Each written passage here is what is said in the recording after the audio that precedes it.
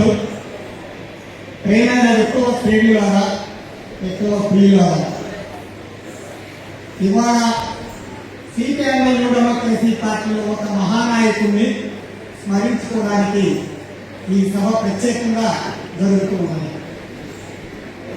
మా పార్టీ కేంద్ర కమిటీ నేతృత్వంలో, తెలంగాణ రాష్ట్ర కమిటీ ఆధ్వర్యంలో జరుగుతున్న ఈ సభకి చాలా ప్రత్యేకత ఉంది.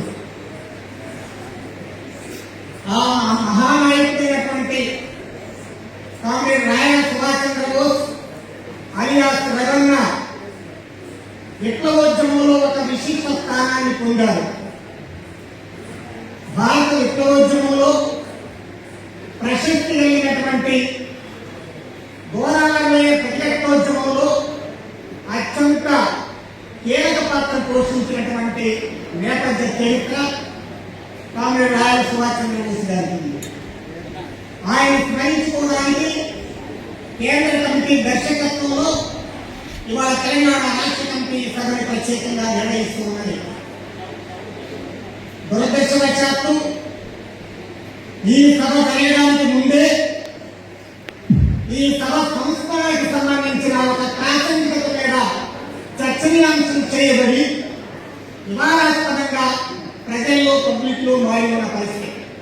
నిజానికి వాటి దేశ కాలమాన పరిస్థితుల్లో, అంతర్జాతీయ జాతీయ పరిస్థితుల్లో ఫాసిస్ట్ ప్రమాదం పెరుగుతున్న ఈ కాలంలో, ఇంకా బయట దేశంలో ప్రపంచంలో, ముఖ్యంగా ట్రంప్ అధికారానికి వచ్చాక ప్రపంచం అకలాకుతలమవుతున్న కాలంలో భారతదేశంలో విప్లవోద్యమాన్ని పునర్మూల్యాంకనం చేసుకుని మరింతగా పట్టాలెక్కించడానికి కూడుకోవాల్సిన ఈ దశలో కామ్రేడ్ రవణ సంస్కరణ అనేది అందుకు ఒక రాజకీయ ఉత్ప్రేరకంగా మార్చుకోవాల్సిన బాధ్యత విప్లవోద్యమం మీద విప్లవ సంస్కరణ అనేది ఉంది.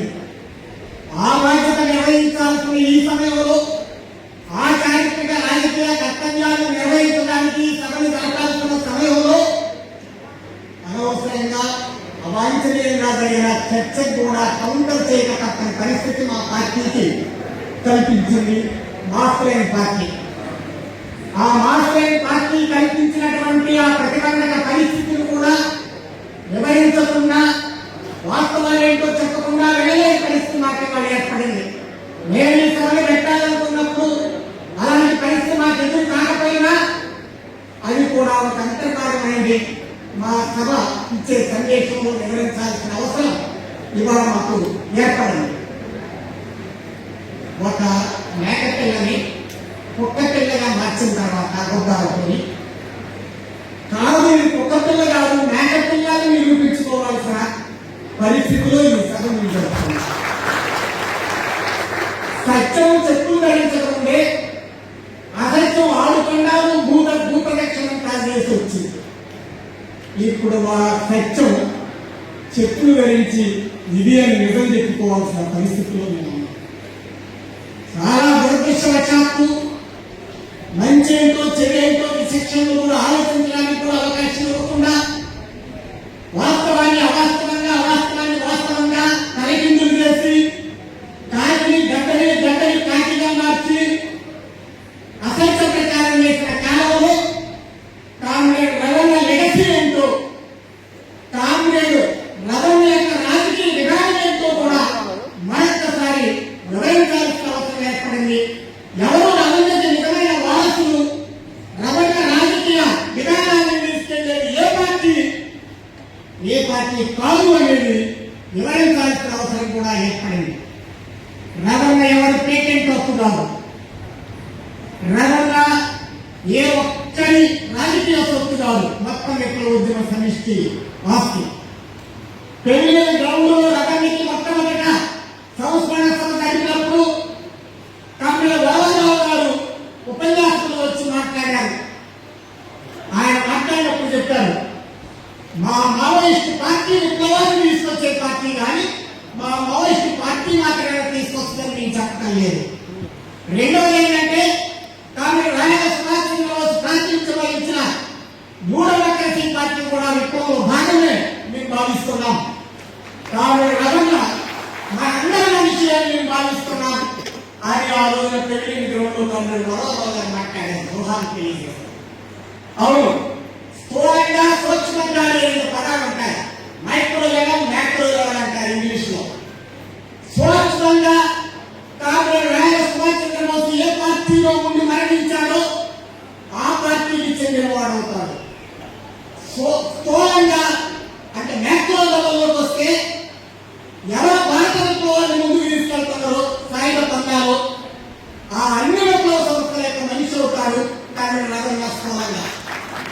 అందుకని కామ్రేడ్ రవణ స్థూల స్థాయిలో అందరి మనిషి విప్లవోద్యమం యొక్క సూక్ష్మ స్థాయిలో న్యూడెమోక్రసీ పార్టీకి సంబంధించిన వారసులు అవుతారు.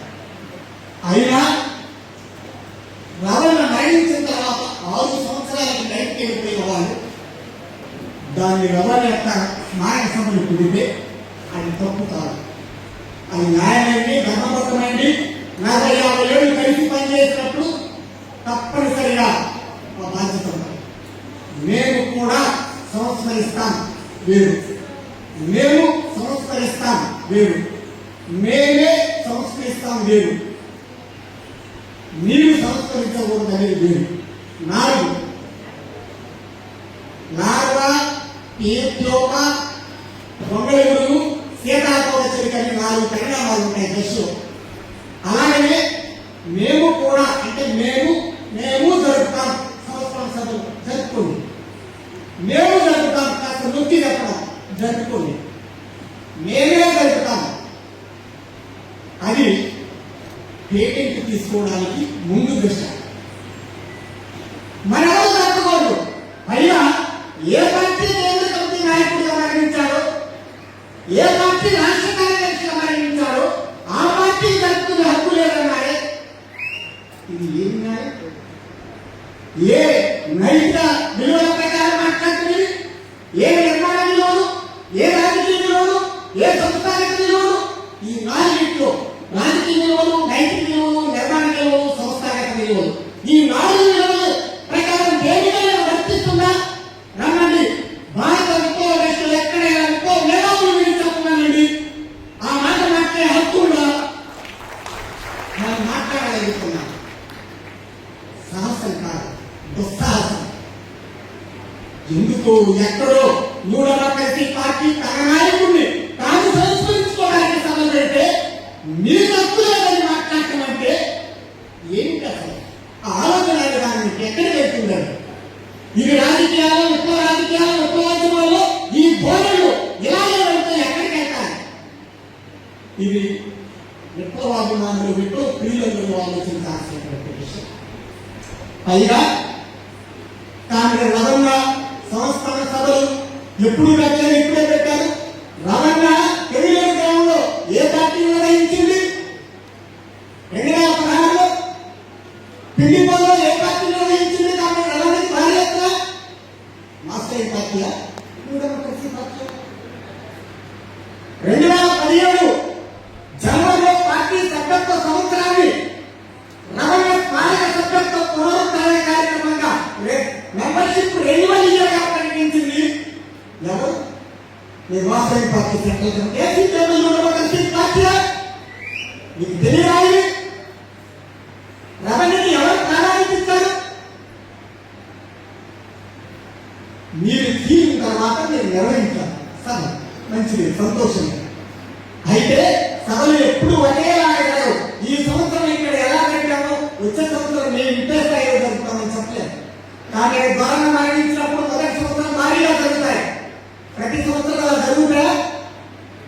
మరణిస్తే మరణించిన సంవత్సరం భారీగా జరుగుతాయి. పైగా వాస్తవంగా ప్రతి ఆటలు జరుగుతాయా? అయినా మీరు మాస్టర్ పార్టీగా ఏర్పడిన తర్వాత రవణ లెగసీ మీరు కాకపోయినా రవణ సభ జరపడానికి మీరు ప్రయత్నం చేసింది. మరి ఒక పిండిపోలు భారీ ఎందుకు జరిపారు? ఖమ్మం జిల్లా ఎందుకు జరపలేదు భారీ ఎత్తున? అసలు తెలంగాణ అంతా మీ ప్రజాపంద పార్టీ నిర్వహించిందా? అదే మాస్టర్ పార్టీ తెలంగాణ మొత్తం మీ పార్టీ ఒక అన్ని దగ్గర నిర్వహించిందా? మా పార్టీ రవణ ఏ ప్రాంతాల్లో తిరిగారు? ఏ ఏలూరు టౌన్ కమిటీ ఉద్యమానికి, సురుకు ఉద్యమానికి ప్రాతినిధ్యం వహించారో, ఏ విజయవాడ నగర కమిటీకి ప్రాతినిధ్యం వహించారో, ఏ ఏజెన్సీ ఏరియా గంగారెడ్డి 33 ఏరియా ప్రాతినిధ్యం వహించారో ఆ ప్రాంతాలను మా పార్టీ రెగ్యులర్ గా నిర్వహిస్తూనే ఉంది. అయితే ప్రతి ఆట ప్రతిరోజు ప్రతి సంవత్సరం 6 మార్చ్ సెలబ్రేషన్ కూడా నిర్వహించారు. అది సాధ్యం కాదు. మేడం నిర్వహించినట్టుగా మార్చి నిర్వహించినట్టుగా ప్రతి ఆట ప్రతిరోజు జరుగుతూ ఆ మేడలు కూడా కాలాలకు మాత్రమే. ఆ నెల్లూరులో మొట్టమొదటి 5 సంవత్సరాలు భారీగా జరుగుతాం సంవత్సరం, తర్వాత 26 జరుగుతాం, 25 జరుగుతాం, 35 జరుగుతాం, మరి 35 జరుగుతాం. ప్రతి ఆట సంవత్సరాలు పుష్పించాలి ఉంచుతారు. అంటే అయినా మేము పార్టీ అఖిల భారత మహాసభకి న్యాయసభలో వస్తున్నాయని పెట్టాం, తెలంగాణ రాష్ట్ర మహాసభకి పెట్టాం. మేము అఖిల భారత స్థాయిలో అనేక కార్యక్రమాల్లో రవాణాకి సంబంధించిన తీర్మానాలు చేసుకోవాలి ఏసీలో వచ్చాం. అయినా మేము ప్రతి ఆట సరిగ్గా ఎట్లా నిర్వహించకపోతే అది మాలో మేము సరిస్తాం. కానీ మా పార్టీ సెంట్రల్ కమిటీ కాంగ్రెస్ రవాణా లెగసీ పట్ల ఏం మాట్లాడుతుందో అంటున్నాను. దాన్ని ప్రమాణం లేకుండా లేదా కళ్ళు ఒట్టులో ఇంకోటో ఓదగా ఉండే ఒక ప్రాంతంలో చేయొచ్చో ప్రాంతంలో చేయలేకపోతే ఇంకే చూస్తున్నారు. మరి మీరు కూడా 1-2 చోట్లే చేస్తున్నారు. కానీ ఈ పార్టీ ప్రతి గ్రామంలో గ్రామంలో ఎక్కడే ఎందుకు చేశారు? మీకు ఎక్కడ రవాణా ప్రతిష్ట అవసరం, మీకు రవాణాను ఉపయోగించుకోవడం ఏ ప్రాంతంలో ఎక్కువ అవసరమో అక్కడ తప్ప మీరెక్కడ చెప్పమని మీరు సత్యాన్ని వక్రీకరించి సత్యంగా బొదతండి, అసత్యాన్ని సత్యంగా సత్యాన్ని అసత్యంగా మార్చడానికి చేసే ఇట్లాంటి ప్రచార పద్ధతులనేవి రాష్ట్ర పార్టీకి తగదు. అయినా కానీ రవాణా ఏసీ ఏంటి, ఆయన విధానం ఏంటి, ఇవాళ ఆయన విధానాన్ని మీరేం చెప్తున్నారు? రవాణా ఎప్పుడైనా ఆయన అంతర్గత పోరాటంలో బంగాళా ఎప్పుడైనా భారతదేశం పెట్టుబడిదారు దేశమని స్పష్టంగా చెప్పారా? ఆయన చెప్పలే. కానీ మీరు మీరు పెట్టుబడిదారు దేశం అంటున్నారు. మీకు మీ అనే హక్కు మీ పార్టీ మీ పార్టీ విధానం, దాని ఎవరు ప్రశ్నించడానికి వీళ్ళు.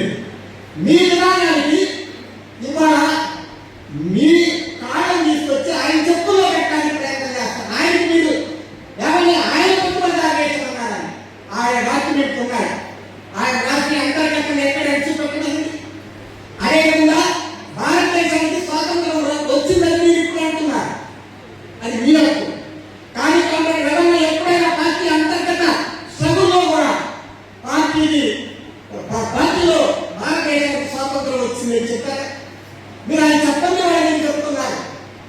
అదేవిధంగా భారతదేశం సోషలిస్ట్ విప్లవం మీరు చెప్తున్నారు. మీరు ఇప్పుడు చెప్పలే, కానీ అది కావాలనుకున్నారు. మాటలో సోషలిస్ట్ విప్లవానికి సంబంధించిన మాట చెప్తారు. రాజకీయ ఇంకా ఇండియా న్యూడెమోక్రటిక్ రివల్యూషన్ అంటారు. అది ఏ వారం మీరు చెప్పాలి.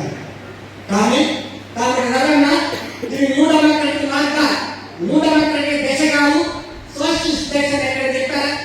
అయినా కాంగ్రెస్ రవాణా 1980 నుంచి కూడా ఈ అభిప్రాయం ఏం చెప్తున్నారు? ఏది ఇప్పుడు ఈ అభిప్రాయాలు అప్పుతున్నాయి. అది నిజమా? 1980 సెప్టెంబర్ 2వ వారంలో 8 రోజులు మహాసభ జరిగింది. ఆ మహాసభలో కాంగ్రెస్ రవాణా ఏ పక్షాన్ని ఉన్నారు? కాంగ్రెస్ సెక్రటరీ పుల్లారెడ్డి గారిని ప్రవర్తించారు. కాంగ్రెస్ వీవీ గారు మాత్రమే భిన్నాభిప్రాయాలు పెట్టారు. ఆ అభిప్రాయాలు వ్యతిరేకించి పుల్లారెడ్డి గారు నిలబడ్డారు కాంగ్రెస్ రవాణా. ఇది నిజంగా చరిత్ర కదా? 80 నుంచి ఆయన ఉన్నారని చెప్పడం. ఆయన ఒక్క విషయంలో మాత్రమే ఆ మహాసభలో వారు వివేకాలు ఉండి అభిప్రాయాలు పెట్టిన వీవీ గారు పట్ల మన అప్రోచ్ ఎలా ఉండాలి, ఫ్రెండ్లీగా ఒక కోచింగ్ స్పీడ్ లో తీసుకోవాలి తప్ప దేశ భావంతో ఉండకూడదనే ఒక్క విషయంలో ఆయన కాంగ్రెస్ గవర్నర్ గారు వెళ్ళి చంద్రబాబు గారు టెంట్లో తీసుకెళ్లి మన ఆయన బలపరుస్తూ చంద్రబాబు గారి రాజకీయంగా బలపరుస్తూ కొంతమంది ప్రతినిధులు మాట్లాడేటప్పుడు మహాసభలో కాస్త దేశ భావంతో మాట్లాడుతున్న అలా మాట్లాడకుండా కంట్రోల్ చేయడం మీరు చొరవ తీసుకుని పుల్లారెడ్డి గారికి విజ్ఞప్తి చేశారు. ఇది తప్ప ఏ లేఖనైనా చేశారు చరిత్రని నిలవేగా ఇవాళ ఎందుకు గారి కార్యం పక్కదారి పట్టిస్తున్నారు. 1997 మహాసభలో కాంగ్రెస్ వీవీ గారు ఒక్కరే ఒక పక్కన పెట్టారు. ఆ రోజు వీవీ గారు ఉన్నారు, తర్వాత ఆయన సమాజం పెట్టారు. అసలు ఎవరు అందులో లేదు. కానీ 80 నుంచే ఉన్నాయంటున్నా 97 మహాసభలకు కూడా కడుతున్నారు. ఆ ఏం పెట్టలే. 2000 2013 మాత్రమే రవణ డివి గారు డివిజే గారు పెట్టారు. ఎక్కడైనా ఇది మూఢనమ్మకానికి దశ కాదని అందులో ఉందా? ఎక్కడైనా సోషలిస్ట్ విప్లవం అన్నారా?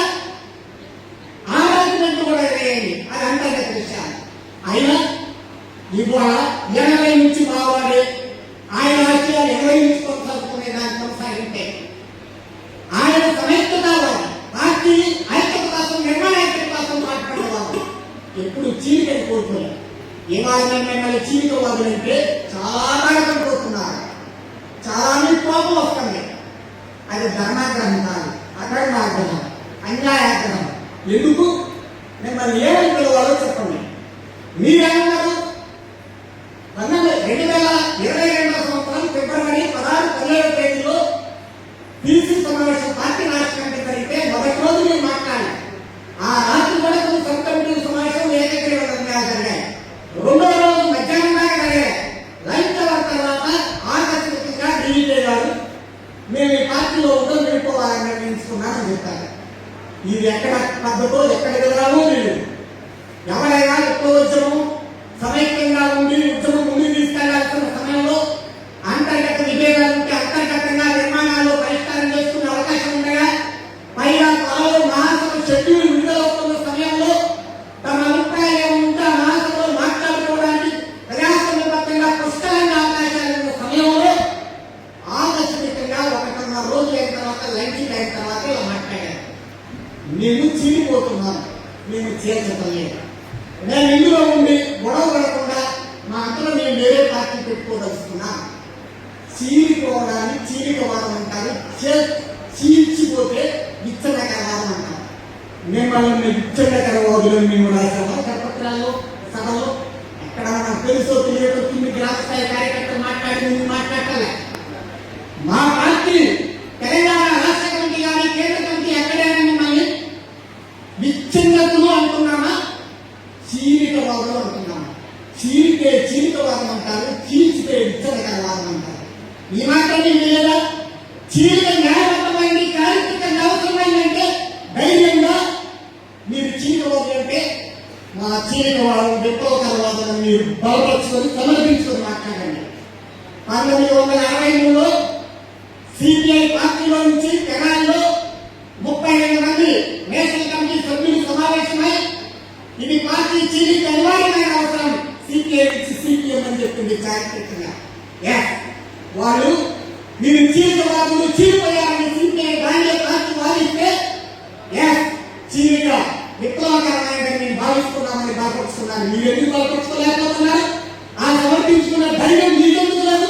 చీలిక రాదంటే ఎందుకు భయపడాలి? నేను మిమ్మల్ని వాళ్ళ విధవాదులు అనలేదు, మిమ్మల్ని వాళ్ళ విధినిష్ఠులు అనలేదు, మిమ్మల్ని కనీసం విచ్ఛిన్న కొనుక్కోవడాలే. చీలికవాదులంటే ఒక రాజకీయ పదాన్ని, రాజకీయ భాషా కోశంలో ఒక పదాన్ని వాడితే మీ బుధాలు ఎందుకు అడుగుకోవాలో అర్థం కాని విషయం. అదేవిధంగా ప్రతిపక్ష పోరాటంలో కాంగ్రెస్ రవణ లెగసీ ఏంటి, విధానం ఏంటి, బయలుదేరి కాంగ్రెస్ రవణ అసలు ప్రతిపక్ష పోరాటాలు అనేది రాకముందే నక్సల్బరీ ప్రారంభమైంది. ఖమ్మంలో ఖమ్మం కళాశాలలో చదువుకున్న రోజుల్లో కాంగ్రెస్ రవణ 2 ధృవాల మధ్యన ఎత్తు తను ఎంచుకోవాలో ఆలోచనలో పడ్డారు. వారికి భక్తులు వెంకటేశ్వరరావు, రెండవది మానుకోటి జిల్లా బెడగచ్చన్నయ్య 4 రోజున్నారు కన్నా కాంగ్రెస్ భక్తులు వెంకటేశ్వరరావు చంద్రపుల్లారెడ్డి తరిమిలాగే కన్నా ఎత్తు ఎంచుకోవాలో తెలియని ఒక పరిస్థితిలో చివరికి బెడగచ్చన్నయ్య ప్రభావంతో కార్మికులు కందాలు తింటారు. 1949లో కాంగ్రెస్ న్యాయపక్షం అది అలాంటి భక్తులు వెంకటేశ్వరరావు చంద్రపుల్లారెడ్డి లైన్లో ఉన్నారు. భక్తులు వెంకటేశ్వరరావు అమరత్వం తర్వాత గొండిగూడెంలో జరిగిన ఘటన తనని ఆలోచింపజేసింది. చారుకున్నారు దళం యాక్షన్ చేసిన ఫలితంగా ఆ తర్వాత కాలంలో అక్కడ జరిగిన కల్లోల పరిస్థితులు, మెట్టల పరిస్థితుల వల్ల కాంగ్రెస్ భక్తులు వెంకటేశ్వరరావు కోల్పోవడానికి పరోక్షంగా దారితీసింది. అది ఆయన ఆలోచింపజేసి ఆయన తిరిగి ఏ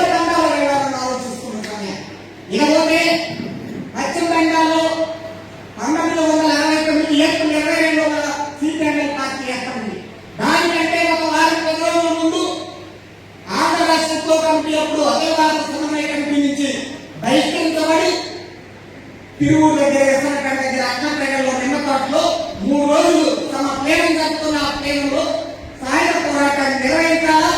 బట్ తక్షణమే కాదు, ఒక 2 నెలలు తొలగి వచ్చిన తర్వాత దీన్ని ప్రారంభించాలనుకోవడం జరిగింది.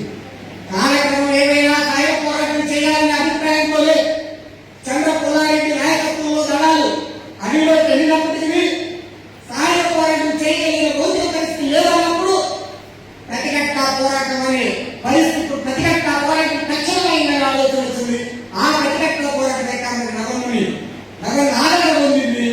ఆయన 1971లో చర్చలు ప్రారంభించి 78లో చంద్రపుల్లారెడ్డి నాయకత్వంలో ఉన్నటువంటి పార్టీలో ఆయన జాయిన్ అయ్యారు. జాయిన్ అయ్యాక పాలనతో ఏరియా కమిటీ కార్యదర్శి కానీ చాలా అతి త్వరగా ఏంటంటే మరో పార్టీలో నుంచి వచ్చినప్పుడు కాస్త కొంతకాలం నమ్మరు. అయినా ఆయన మొత్తం దళాల బాధ్యతను తాము చెప్పారు. చంద్రపుల్లారెడ్డి గారు, రామనరసయ్య గారు, నేరం రామచంద్ర గారి కార్యదర్శిగా వారి 3 రాష్ట్ర కమిటీతో ఉన్నప్పుడు ఆ తర్వాత 1973 సెప్టెంబర్ 4 ఆంధ్రరాష్ట్ర ప్లేనం జరిగింది. నాగిరెడ్డి గారు, టీవీ గారు ప్రకటన చేసుకున్న తర్వాత ఆనాడు మాలా నారాయణస్వామి గారు, మల్లారెడ్డి గారిని కూడా ఘనంగా ఇద్దరిని రాష్ట్ర కమిటీలో తీసుకున్నారు. ఆనాడు రామనరసయ్య గారు రాష్ట్ర కార్యదర్శిగా కొనసాగారు. అట్లా 5గురితో ఉన్న రాష్ట్ర కమిటీ తాను ప్రారంభించింది. ఆయన తర్వాత కాలంలో చివరికి పోలవరం అడవి ప్రాంతానికి కూడా విస్తరించి అటు నర్సాపూర్, భీమవరం వరకు పశ్చిమ గోదావరి జిల్లా ఆర్గనైజేషన్ బాధ్యతలు చూశారు. ఖమ్మం జిల్లా కమిటీ అంటే జిల్లా ప్రాంతం వరంగల్ కమిటీలో ఉంటే ఖమ్మం మరియు పోలవరం మరియు పశ్చిమ గోదావరి గారికి ఖమ్మం మెగా కమిటీ జిల్లా కార్యదర్శి చేశారు. ఆ కమిటీతో పనిచేస్తూ ఆనాటి నుంచి కూడా ఆ ప్రతిఘటన పోరాటానికి ఒక సాహిత్య బాధ్యతను స్వీకరించడం రవణ ఏనాడు కూడా ప్రతిఘటన పోరాటానికి ప్రారంభం పడుతుందని కానీ ప్రాసంగికత లేదని కానీ మాట్లాడేది. ఇవాళ మా పార్టీ ఉంటుంది ఆనాడు ప్రతిఘటన పోరాటం కూడా సెట్ బ్యాక్ అయింది. కానీ ఇది చూస్తారు రేపు మీరు పునరుద్ధరించాల్సిన అవసరం ఉందని మేము భావిస్తున్నాం. మీరంటారు మాత్రమే పార్టీ ఆనాడు ప్రతిఘటన ప్రారంభించడమే తప్పు, రేపు దానికి మళ్ళీ అవసరం లేదు, అది లేకుండా సాయుధ పోరాటం జిల్లా పోరాటంలో చేస్తామని మీరు ప్రకటించరా. ఇవాళ ఏమంటున్నాం, ఆనాడు ఖచ్చితంగా ప్రతిఘటన పోరాటం వల్ల గోదావరి ప్రాంతంలో ఆదివాసీ ప్రజలకి అనేక మందికి అనే హక్కులు సాధించుకోవడం జరిగింది. దానికి ప్రాసంగికత ఉంది. అదేవిధంగా ఇవాళ కాలమాన పరిస్థితుల వల్ల సెట్ బ్యాక్ అయినా అందులో క్రియాత్మక పరిస్థితులంతా భౌతిక పరిస్థితులంతా వేరే విషయం కానీ అది సెట్ బ్యాక్ అయింది కనుక ఇప్పటికిప్పుడు ఈ క్షణంలో అది కొనసాగించలేని పరిస్థితి ఉందని నేను భావిస్తున్నాను. మేము మీరు చూస్తారంటున్నాం, మేము నిన్నటి చరిత్ర అవసరమైన చరిత్ర అంటున్నాం, మీరు నిన్నటి అనవసరమైన ప్రతిఘటన పోరాటం అంటున్నారు. రేపు ఆవశ్యకత ఉందని మేము అంటున్నాం, రేపు దాని అవసరం లేదని మీరు అంటున్నారు. రవణ ఈ విధానాన్ని కట్టుబడ్డారు. మీరు ఫుల్ స్టాప్ పెట్టారు, ఫుల్ స్టాప్ పెట్టి రవణ మావాడని అంటున్నారు. ఇది ఐజాకింగ్ కాదా? ఇది కబ్జా చేయడానికి ప్రయత్నం చేయడం కాదా? ఇది విప్లవాభిమానుల కోసం ఆలోచించాల్సిన అవసరం ఉంది. మనం ఇంట్లో జామ చెట్టు వేశారు, జామకాయ చాలా కాసింది, ఒక 10 సంవత్సరాల కాయలు కాసింది, మనం తిన్నాము. ఆ తిన్న కాయల వల్ల మనకి పౌష్టికాహారం వచ్చింది, విటమిన్లు వచ్చాయి, ప్రోటీన్లు వచ్చాయి. దాని వల్ల మన పుట్టిన కన్న బిడ్డల యొక్క పౌష్టికత పెరగడానికి కూడా కారణమైంది. కానీ ఆ చెట్టు నిన్న కాయలు ఇచ్చిన చెట్టు న్యాయమైన అంటున్నాం. అదేవిధంగా రేపు మళ్ళీ చెట్టు కాయలు స్థితి ఏర్పడింది కానీ ఈ చెట్టు తొలగించి ఇక్కడ మరో చెట్టు నాకు ఇదే కాలం మీద మళ్ళీ కాయలు అంతకంటే ఎక్కువ అని మేము అంటున్నాం. మీరేమంటున్నారు, నిన్న జామ చెట్టు వృధా, అది కాయలే వేయలేదు, అది వేస్ట్, ఇక మరోసారి జామ చెట్టు నాదే వేయకూడదు. ఇది మీ వాదం. రవణ ఏమాలేదు, రవణ మాట్లాడిందేంటి, జామ చెట్టుకి కాయలు తగ్గుతున్నాయి కనుక ఈ కాయలు తగ్గే రేట్లో మనకు కొత్త మొక్కని నాటుకోవాల్సిన అవసరం ఉందని చెప్పాడు. జామ చెట్టు అవసరం లేదని చెప్పలేదన్నా, కొత్త మొక్క నాటుతానలే. ఇవాళ మీరు నిన్న చెట్టు తప్పు, రేపు మొక్క తప్పనే మీరు రవణకి మీరు వారసులా, రవణ మీరు అవుతారా? ఆలోచించమని మీకు విజ్ఞప్తి చేస్తున్నాం. ఇక్కడ ప్రియులందరూ కూడా అదేవిధంగా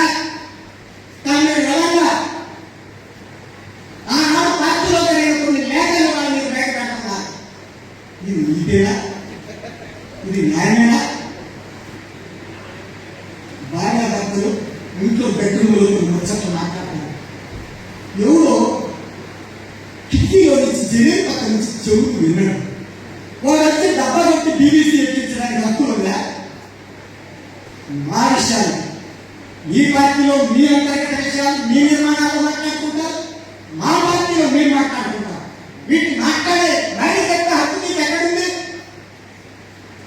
ఇక్కడ శ్రీలంకాశిల్పంతో ప్రారంభమై చాలా పెద్ద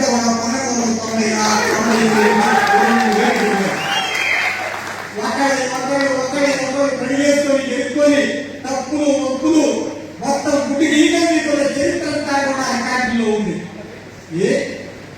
మీ పార్టీ నుంచి మన పార్టీ మన ఉమ్మడి పార్టీ నుంచి మన భాషలో నారాయణ పార్టీలో చేయాలి. అది గోల్షిప్ పార్టీ కాదు, మన రాష్ట్రం మనందరి భాషలో. ఆ పార్టీలో చేరిన తర్వాత వాళ్ళ సొంత రాజకీయ ప్రయోజనాల కోసం కానీ సంకుచిత ప్రయోజనాల కోసం కానీ మీరు ఎవరి మీద ప్రధాన పోరాడారు, ఎవరి మీద పోరాడి పార్టీ నుంచి బయటకు వెళ్ళారు, ఆమెను పక్కన చేయడానికి మీరు ఈ పక్కన పెట్టాం ఆ పక్కన పెట్టాం అలా నాయకుల మీద ఇదో చిప్పంలో ఈ భాగవతాలు ఉంది, ఆ భాగవతం ఈ భాగవతాన్ని ఆడబట్టే మీరు అలా వేసామని ఆ గత పత్రాన్ని ఒక్క రోజే బయట పెట్టారు. ఆ బిజినెస్ పార్టీ నీతి కూడా మీకు ఎందుకు ఆ నిన్నరాజులో బండి రమేష్లు ఉన్న ఆ నీతిని వాళ్ళు కూడా మీరు ఎందుకు పాటించలేదని నేను ప్రశ్నిస్తున్నాను. రాజకీయాల విలువ ఉందా?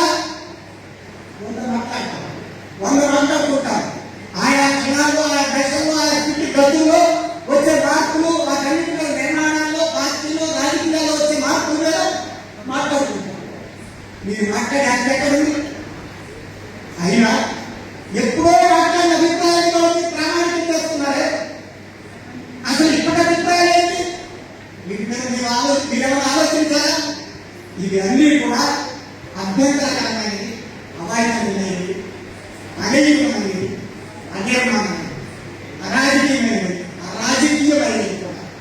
ఇది మీ విధానంగా ఇవాళ అభివృద్ధి చేసుకొని దేనికి మేము మా పార్టీ నాయకుడికి మేము సస్పెండ్ అంటే మీకెందుకంటే గోలేదు అసలు దేవేలేదు గోడలేదు గుంజకొచ్చింది బొరకరాగన్నట్టు బొరకరాగన్నట్టు మీకేం వచ్చింది అంతా కూడా అవసరం ఏంటి? మీరు 6 ఏళ్ల తర్వాత నాయకులు బాధ్యతలకు వస్తారు, మరణించాక 6 ఏళ్ళకి మీరు పిలక ముట్టిస్తారు ఆ పార్టీ. ఆ పార్టీ పేరు కూడా మళ్ళీ కొన్నాళ్ళు మాత్రం వాసుల పార్టీకి వెళ్ళిపోయారు. మళ్ళీ 3 పార్టీలు మీరు వెళ్ళిపోయి ఈ విధంగా మా పైన దాడి చేయడానికి చట్టవారికి న్యాయం ఆలోచించమని మీకు విజ్ఞప్తి చేస్తున్నాం. కానీ రవణ ఈ దేశంలో ప్రజాతా పోరాటం ఆవశ్యకతను నిర్వహించాలి. సాయుధ పోరాటం తక్షణమే జరగని పరిస్థితుల్లో ప్రతిఘటనా పోరాటం అనే ఒక ప్రక్రియ చంద్రకులారికి మీకు వచ్చింది. దానికి కాలవలసిన బట్టి మీరు ఎక్కడా మా పార్టీ బాధ్యత లేదు. పైగా ఇవాళ దాని పూర్వరంగ పరిస్థితి దాన్ని పునరుద్ధరించడానికి కావలసిన పూర్వరంగ పరిస్థితిని సృష్టించడానికి వింటెంట్ పోరాటాలు, సమస్యల పోరాటాలు ఆవశ్యకతలని మాత్రమే మా పార్టీ భావిస్తుంది. ఈ భావిస్తున్నటువంటి పరిస్థితుల్లో మేము రమణ లెగసీని ప్రచారం చేయాల్సిన బాధ్యత మా మీద ఉంది. మేము ఈ సంవత్సరం నలుగురిని comrade Chandrakulareddy, comrade Ramana, comrade Kailasarao, comrade Narayana Swamy గారి నలుగురు కేంద్ర కమిటీలో ఉంది. ఉమ్మడి ఆంధ్రప్రదేశ్లో ఒక విప్లవోద్యమంలో కీలక పాత్ర పోషించిన వాళ్ళని స్మరించుకోవాలని కలుస్తున్నాం. నలుగురిని స్మరించడం అంటే వేల మందిని వదిలేయడం. వేల మందిని స్మరించడానికి నవంబర్ 1 ప్రతి సంవత్సరం ఉంది అమరవీరుల వారం. అది ఎప్పుడు ఉంటుంది. అందులో కూడా రమణాన్ని సంస్కృతించడానికి ఉంటూనే ఉంటుంది. కానీ కేంద్ర కమిటీ సభ్యులుగా ఒక లెగసీ ప్రతినిధులుగా ఉన్నాయి కనుక ఒక కొత్త పంట, ఒక కొత్త బ్రేకర్స్ గా ఉన్నాయి కనుక వాళ్ళు స్మరించుకోవడం ద్వారా మనం విప్లవోద్యమంలో ఒక నూతనోత్సాహాన్ని తీసుకురావాలని చెప్పి భావించాం. కానీ మేము దాన్ని విస్మరించాము. ఇవాళ 11వ తారీఖు ఎందుకు జరగాల్సి వస్తుంది? మేము 9వ తారీఖు జరగాలి. మేము జరగాలని నిర్ణయించినప్పుడు 2 నెలలు మా పార్టీ కేంద్ర కమిటీ. కానీ ఫిబ్రవరి 20వ తారీఖు హైదరాబాద్ లో రేవంత్ రెడ్డి వ్యతిరేకంగా భారీ ప్రదర్శన అయిపోయిన తర్వాత తెల్లారి 3వ రోజు మా తెలంగాణ రాష్ట్ర కమిటీ దాని మీద ప్లాన్ చేసి 9వ తారీఖు ఇక్కడ పెట్టాలనుకుంది. అనుకోకుండా కొట్టింది న్యూస్. బాధనే అర్జెంటుగా ఆ మెగాల మీద పూర్తి బుద్ధితో అర్జెంటుగా 9వ తారీఖు అని ఆ 20వ తారీఖు ప్రదర్శన మేము అదే 9వ తారీఖు మేము పెట్టలేదు. మేము ఎంత కృతజ్ఞతతో మా తెలంగాణ రాష్ట్ర కమిటీ భావించింది. వద్దు, మా అందరికి కూడా రవణకి అందరూ సంస్కరించుకునే హక్కు ఉంది. ఒకే రోజు పెట్టి ఇటు అటు కాలేదని చెప్పి తక్కువ నిలబడతా. మీ ఎజెండాలో ఈ సంవత్సరం ఇంత పెద్ద ఎత్తున సర్కారంతో లేదు మాకు వెళ్ళదు, కానీ మీరైతే జరిపారు. మా పార్టీ కేంద్ర కమిటీ ప్రకటించిన తర్వాత అయినా రవణకి మీరు వారసు పెడుతున్నారు. మీరు మరికొన్ని విషయాలు చెప్తారు. ఇవాళ పార్టీ, మీ పార్టీ కాంగ్రెస్ పార్టీకి కేసీఆర్ వ్యతిరేకంగా కాంగ్రెస్ పార్టీ బలపరిచిన అసెంబ్లీ బలపరిచిన మీరు కండిషన్ సపోర్ట్ అని, క్రిటికల్ సపోర్ట్ అని 2 రకాలు ఉంటాయి.